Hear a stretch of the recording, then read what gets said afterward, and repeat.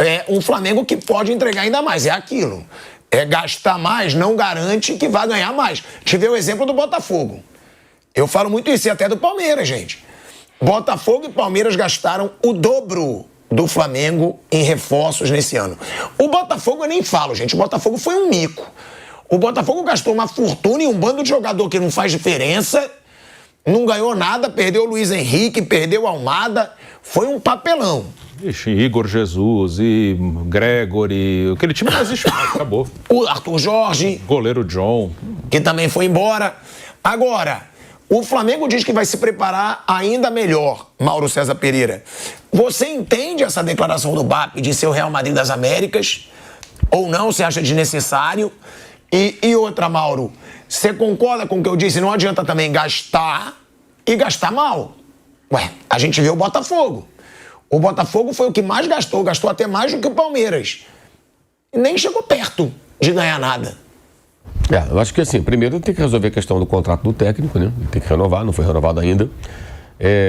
E fazer contratações pontuais, né? E também algumas saídas, né? Tem jogadores como, por exemplo, Alan, Michael, Vinha, esses caras, Juninho, esses caras não são aproveitados. E aí cabe ao José Botto ser capaz de fazer boas negociações, né? Negociar bem esses jogadores de maneira que eles rendam receita, que pode ser reaplicada em novas contratações. Eu acho que são essas três posições, são as posições mais carentes, né? Um goleiro que possa disputar com o Rossi, um zagueiro e um atacante, um centroavante, né? Porque o Flamengo só tem o Pedro hoje, o Bruno Henrique jogou ali na função, mas não é a dele. Vai para o último ano de contrato também o Bruno Henrique, né? Já é veterano.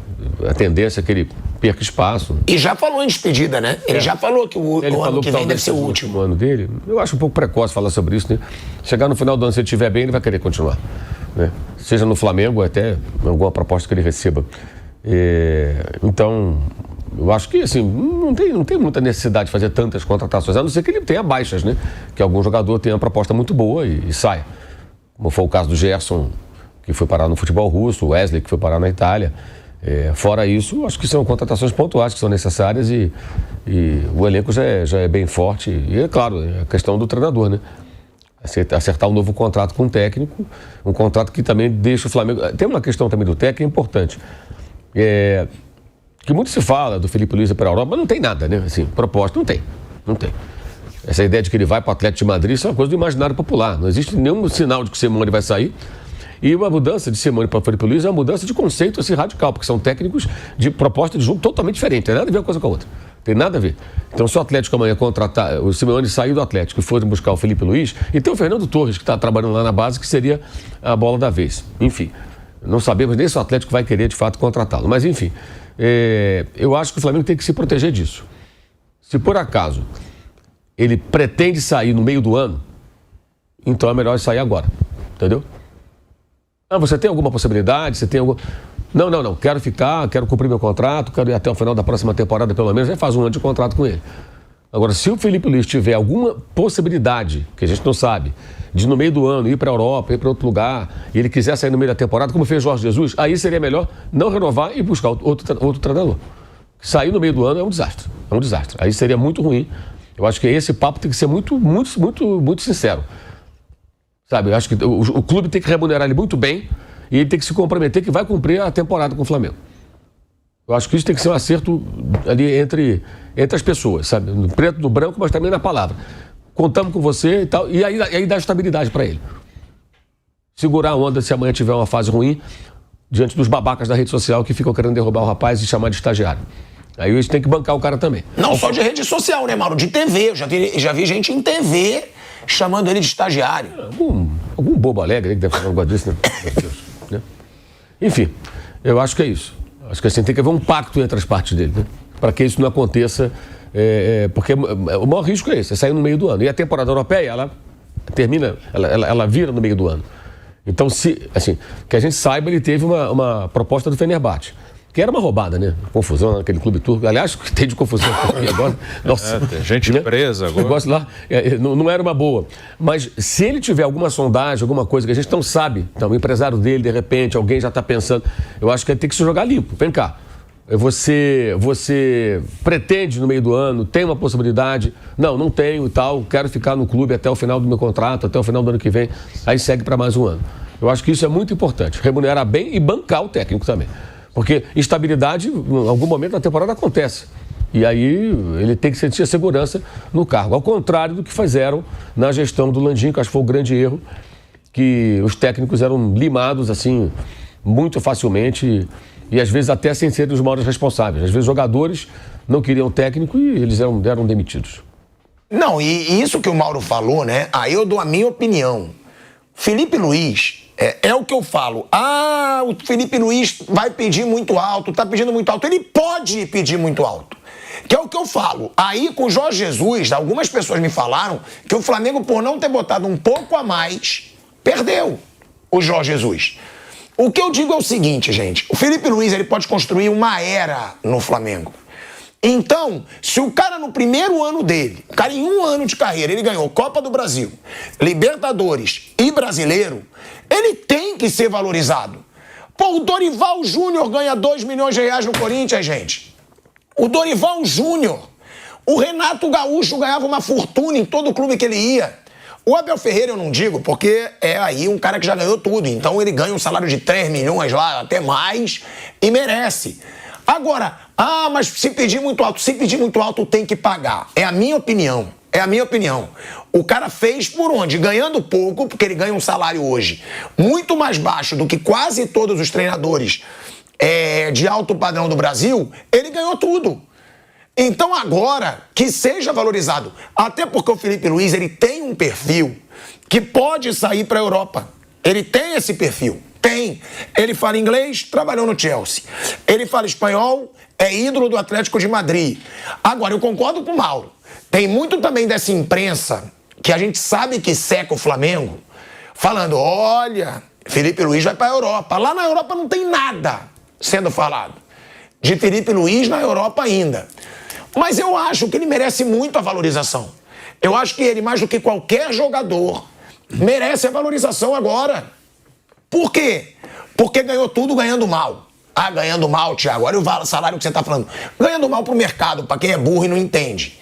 Porque o Felipe Luiz, eu vou falar até valor aqui, ele estava ganhando 300 mil reais. Meu amigo, nenhum. Dorival ganha muito mais que isso. Renato Gaúcho ganha muito mais que isso. Rogério Ceni ganha muito mais que isso. Abel Ferreira ganha muito mais que isso. Zubeldia ganha muito mais do que isso. Crespo ganha muito mais do que isso. Todos os treinadores. Léo Jardim ganha muito mais do que isso. Sampaoli ganha muito mais do que isso. Série A tira do esporte, isso. De Vitória, talvez o Mirassol, outro. Para um time top de Série A, um salário baixo. É isso. E ele ganhou tudo. Então agora tem que valorizar o cara. Tem que ganhar muito mais, sim, o Felipe Luiz. E eu acho que merece. E eu concordo com o Mauro. Eu acho que o Flamengo tem que sentar com o Felipe Luiz, Piperno, Bruno, para dizer, queremos uma era de Felipe Luiz. E aí, eu mesmo digo aqui, eu quando tenho que criticar, vou criticar o Felipe Luiz sempre que eu tiver que criticar. Mas a gente em momento nenhum aqui falou, o Felipe Luiz tem que cair. Já não dá mais pro Felipe Luiz. Por quê? Porque se enxerga que é um cara que tem um projeto futuro. E que tem que continuar, Piperno. Ou seja, valoriza, bota o salário lá pro alto mesmo, porque depois vai vir um bando de bosta querendo ganhar alto. Tem isso. Pra assumir o Flamengo, ninguém vai pedir baixo. Vai ser um bando de treinador. Paulo Souza veio ganhando fortuna, Sampaoli veio ganhando fortuna, Domenech veio ganhando fortuna e não fizeram nada. O Felipe Luiz fez. E pra mim, Piperno, tem sim que hoje está entre os 3, 4 maiores salários de treinador do Brasil. Claro que sim. Ele tem uma espécie de Grand Slam de títulos. Ele ganhou Copa do Brasil, Brasileiro e Libertadores, sim, em um espaço de tempo curto. Então, ele trabalha num clube que tem um orçamento muito alto, né? Um clube que mais fatura no país, ou pelo menos vai fechar esse ano, né, na ponta desse ranking. Então, não há por que não pagar muito. Tem que pagar realmente compatível com o que ele entregou. E outra coisa, você comparar, por exemplo, com salários de técnicos de times bons da Europa, não estou falando dos times de primeiríssima prateleira, mas time bom. Por exemplo, esse ano lá na Itália, tirando o Napoli, todo mundo trocou de técnico. Então, toda hora, enfim, a Gazeta do Esporte publicava lá o valor que o clube ia gastar, por quanto tinha contratado e tal. Então, tinha técnico de time bom sendo contratado por 4, 5 milhões de euros por ano. É óbvio que isso não é pouco. Mas você coloca aí, 400 mil euros, o equivalente a 400 mil euros por mês, em um continente, uma área do planeta, inclusive, com um padrão de custos mais altos que o nosso. Ora, 400 mil euros por mês é algo que cabe no bolso, por exemplo, de Palmeiras e Flamengo. Sem contar com essa questão da paridade de poder de consumo. Ou seja, 400 mil euros aqui ainda é mais do que 400 mil euros de lá, da Itália, da Espanha e tal. Então, acredito que a questão da grana não vai ser obstáculo para o Felipe Luiz permanecer ou não. Eu acho que é muito mais projeto de trabalho e perspectivas de carreira. É ele falar para o Flamengo, olha, então, eu fico aqui até determinado momento. No dia que surgir uma proposta de times desse nível, eu saio. Se surgir uma proposta do Valência, eu não vou. Mas se surgir, por exemplo, uma proposta, sei lá, de um Newcastle, bom, aí eu penso. Então é esse tipo de coisa que eu acho que vai passar por essa negociação. Porque eu tenho a impressão que para o Flamengo, para o tamanho do bolso do Flamengo, pagar bem um técnico como o Felipe Luiz é o menor dos problemas. Tem que pagar o que ele pedir, na minha opinião. Ou, claro, negociar um pouquinho, falar, Felipe, porra, calma aí. Vamos aqui. Não, mas eu digo isso, Piperno, porque depois vem um bando de bosta querendo ganhar muito, pô. O que eu falo é isso, olha a quantidade de técnico ruim ganhando uma fortuna no futebol brasileiro. Aí você não negocia direito com um cara que tá voando, pra depois vir um cara ruim e ganhar o que esse cara pediu pra ganhar. É isso que eu falo. É por isso que eu digo que tem que valorizar muito o Felipe Luiz. O BAP, tá? Ele também deu essa declaração do Real Madrid das Américas, né? Que o objetivo dele é tornar o Flamengo o Real Madrid das Américas, que o Flamengo tem que estar no top 15 de faturamento do mundo, na opinião do BAP, né? E realmente o Flamengo aí chegando a um faturamento de 2 bilhões de reais. Vamos escutar aí o que disse o BAP, que o Bruninho Prado e o Piperno fizeram carinha, né, debochada.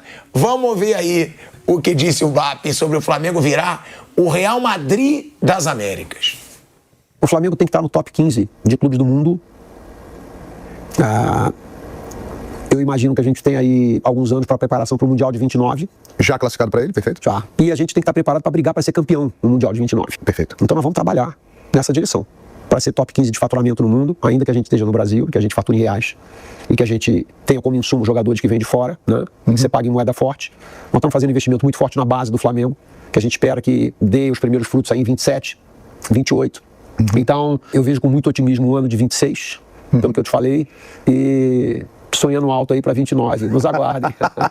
Nos aguardem. Que maravilha. Nos aguardem. Eu acho que essa é a visão. Você dizendo que a ideia é transformar o Flamengo no Real Madrid das Américas. É isso. Em 10 anos. É isso. É isso. Esse é o projeto. Eu vejo que é absolutamente possível. É absolutamente possível. João, olha a situação que o Flamengo estava em dezembro de 12, o que a gente fez em 13 anos. Exatamente. Vamos congelar o tempo. Vamos voltar 12 anos atrás.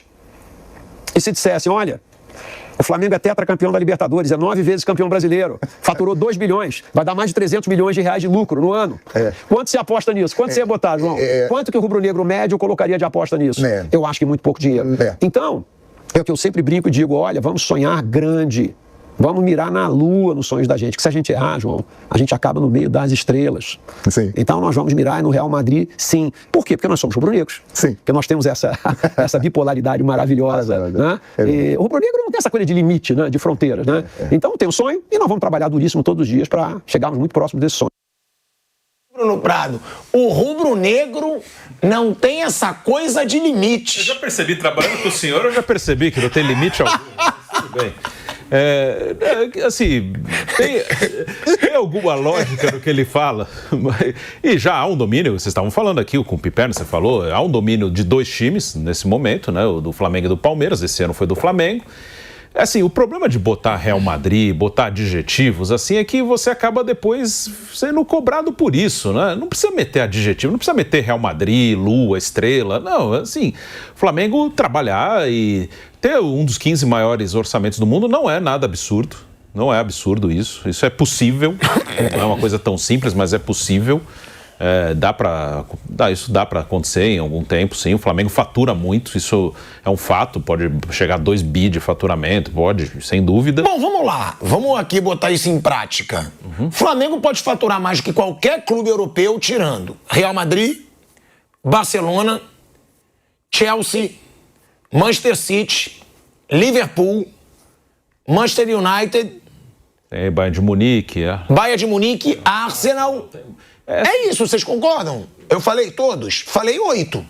Deve ter uns 10 aí, 10. Atlético de Madrid. Flamengo pode faturar mais que o Atlético de Madrid. Itália, a Inter de Milão faturou mais de 500 milhões de euros nesse último ano, até porque chegou... 500 milhões de euros é muito mais do que 2 bilhões. Juventus e Milan, 400, 350, em torno de... Então os italianos, os 3 faturam mais que o Flamengo já. O PSG... Eu não imaginava que o Milan, por exemplo, que não tá ganhando nada, faturasse mais que o Flamengo.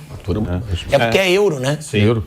Assim, o PSG deu 800 e pouquinho, eu vi outro dia. No caso da França, por exemplo, já daria para ser o segundo. Dá.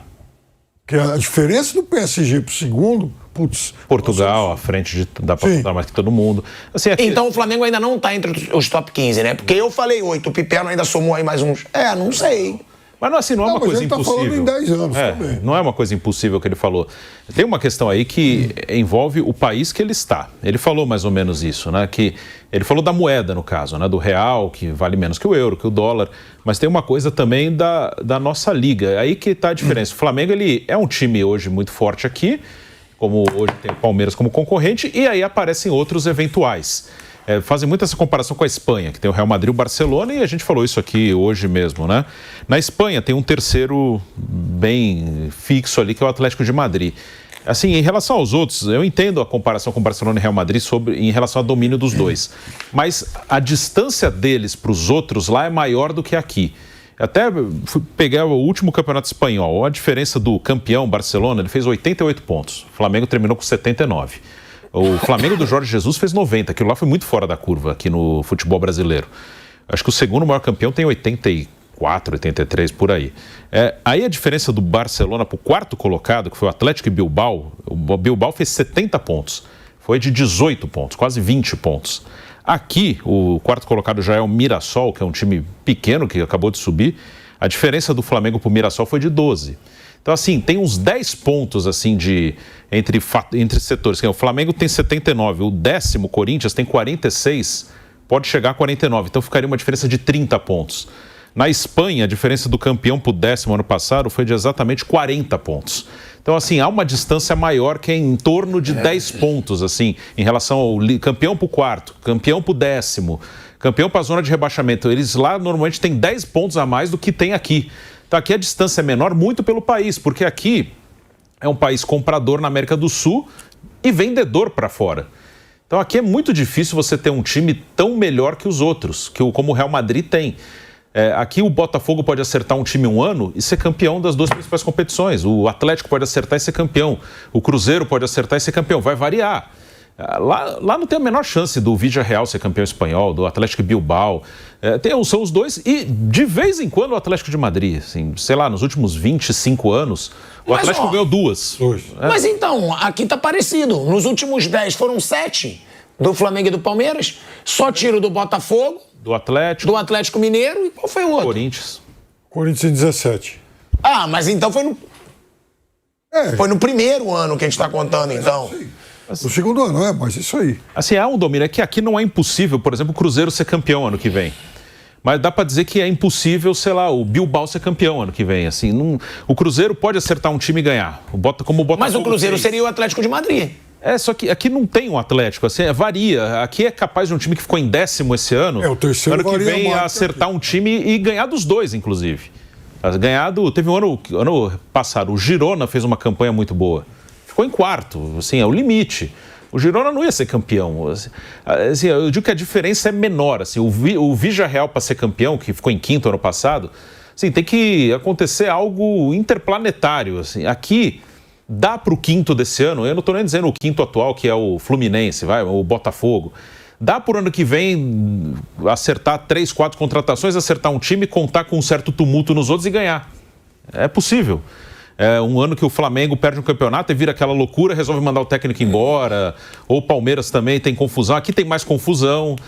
O calendário é mais pesado e tem mais jogo, desgasta mais. Então, acho que tem alguns fatores do Brasil que atrapalham um pouco nessa coisa de ter uma distância tão absurda em relação aos outros. O Bruno pegou um exemplo bom, porque você pega a Espanha, desde que o La Coruña ganhou o título dele lá, uns 25 anos. Em 2000. Exatamente, 2000, um quarto de século. De lá para cá, eu acho que tirando esses 2 títulos do Atlético de Madrid, só deu o Barcelona e o Real Madrid. O Valência ganhou, acho que 2002, 2004. Depois disso, acabou. Não tem. Então, aqui, de 2004 para cá, tem um monte que já foi campeão nacional.